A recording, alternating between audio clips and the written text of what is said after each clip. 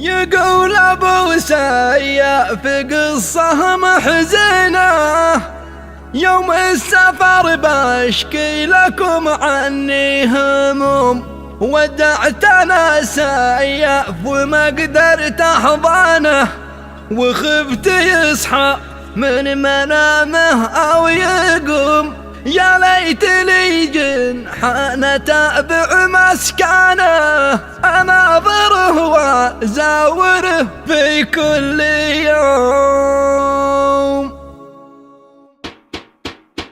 يا منزل الانعام قبل البينه، يا باسط الارزاق تجعلها تدوم، يقول ابو سياف قصه محزنه، يوم السفر بشكي لكم عني هموم، ودعتنا سياف وما قدرت احضانه، وخفت يصحى من منامه او يقوم، اشرت بيدي في وداعه معلنه، ودرت له ظهري وشديت العزوم، قبلت يده والدموع بلوجنه، وشفت عز الظهر في عيني غيوم، يا ليت لي جنحان اتابع مسكنه، اناظره وازاوره في كل يوم، ادعوك يا ربي بلطفك طمنه، وانا بحبي له مدى عمري يدوم، ما قدرت انساه طول الازمنه، حتى عيوني ما قدرت بعده تنوم، احس صوته في اذاني محسنه، وتسمع اصواته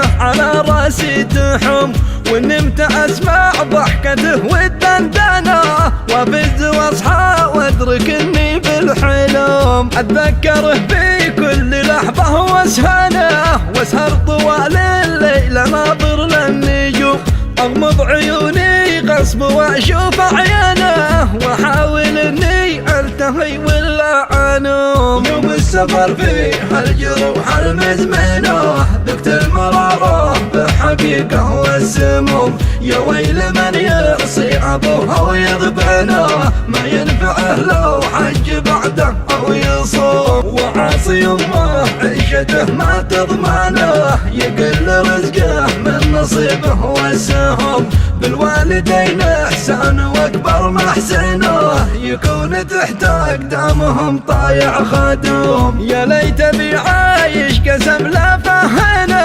واطوف به مكه وبالكعبه نحوم، لكن دعوت الله ربي يسكنه في جنة الفردوس داره والنعوم، يا مستمع سجل كلامي واخزنه، بنصيحة تنفعك وقت اللزوم، وختمها ذكر النبي بنعلنه، من يومنا لا يوم تتلاقى الخصوم، وختمها ذكر النبي بنعلنه، من يومنا لا يوم تتلاقى الخصوم، من يومنا لا يوم تتلاقى الخصوم، يا منزل الانعام قبل البينه، يا باسط الارزاق تجعلها تدوم، يقول ابو سياف قصه محزنه، يوم السفر بشكي لكم عني هموم، ودعتنا سياف وما قدرت احضانه، وخفت يصحى من منامه او يقوم،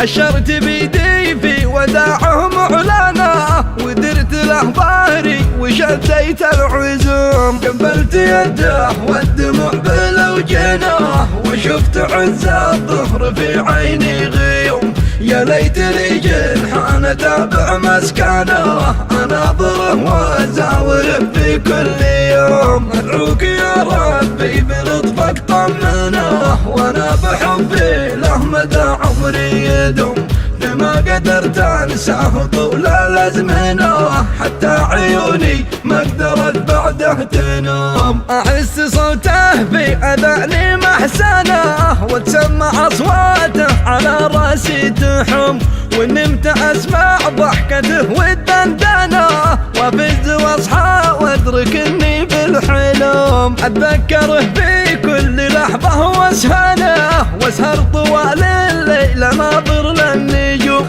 اغمض عيوني غصب واشوف عينه، واحاول اني التهي ولا انوم، والسفر فيه الجروح المزمنة ذقت المرارة بالحقيقة والسموم. يا ويل من يعصي أبوها ويغبنه ما ينفعه لو حج بعده أو يصوم. وعاصي أمه عيشته ما تضمنه يقل رزقه من نصيبه والسهم. بالوالدين إحسان وأكبر محسنه يكون تحت أقدامهم طايع خادوم. يا ليت بي عايش قسم لا فهنه